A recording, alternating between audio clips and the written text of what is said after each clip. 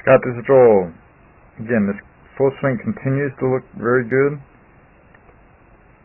Continuing to show good, steady progress here, Scott. You see how those legs look pretty solid through impact? As a result, that head didn't go down very much compared to what it used to do. His arms are extended well, which is part of an indicator of you being around that plane line nicely, which is what we see from this angle. Again, see that left knee is real good on the backswing. Doesn't go toward the ball very much at all, man. It goes toward your right knee, which is what we want.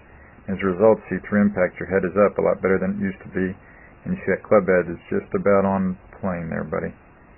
And again, at times, I'm sure you're getting a little bit above it, and it's the pull hook, and so I would agree with your analysis there. And then right there, it's perfect through the top of your right shoulder.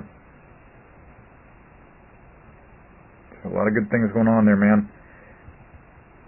The most important thing, though, I think for right now, since that full swing is coming around, is to just let it ruminate. Just let it sink in.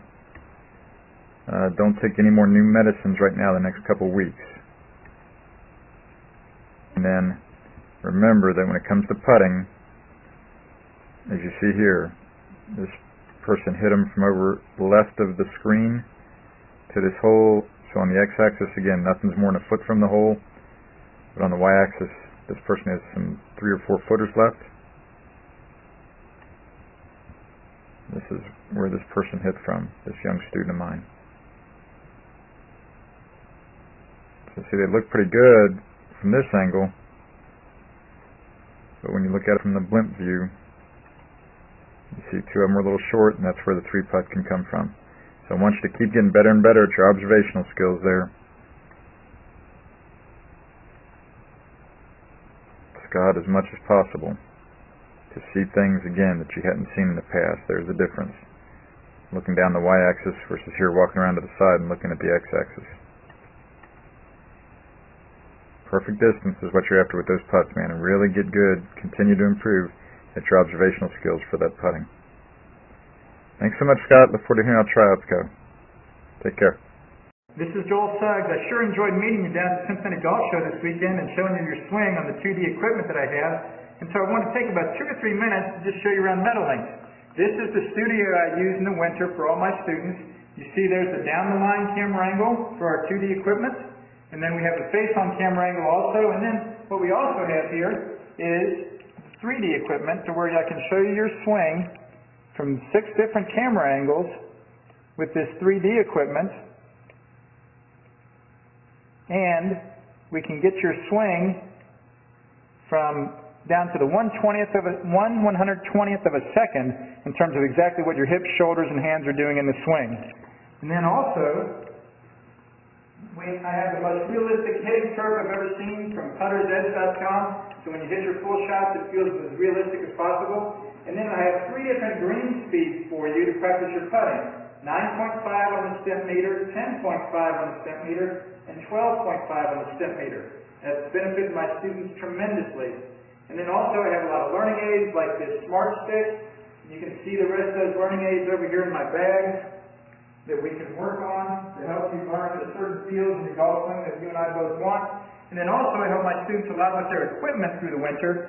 This is a frequency analyzer where we twang your club and it gives us a reading here. And then also we plot your whole set, each club on these lines to see if the set is really matched or not. Quite often they aren't, and it helps my students tremendously when they find out what clubs are the offending clubs. Then if we get tired of being indoors and we want to go outdoors and hit some, we can do that. It's my daughter! Ellie! Good to see you. I haven't seen her in weeks. No wonder you've been gone, Ellie. You've been out here playing in the snow all this time. But this is our natural turf area. This is closed until April, as you can see. But it's a fantastic area where we can step outside and hit some balls and get some real ball flight.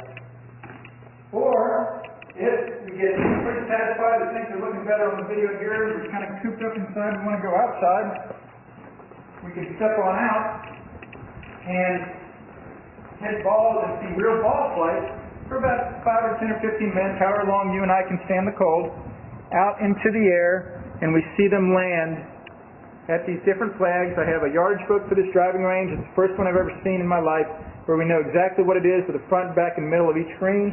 And again, the covered area here is heated, so we stay out there for about 5, 10, 15 minutes, like I said.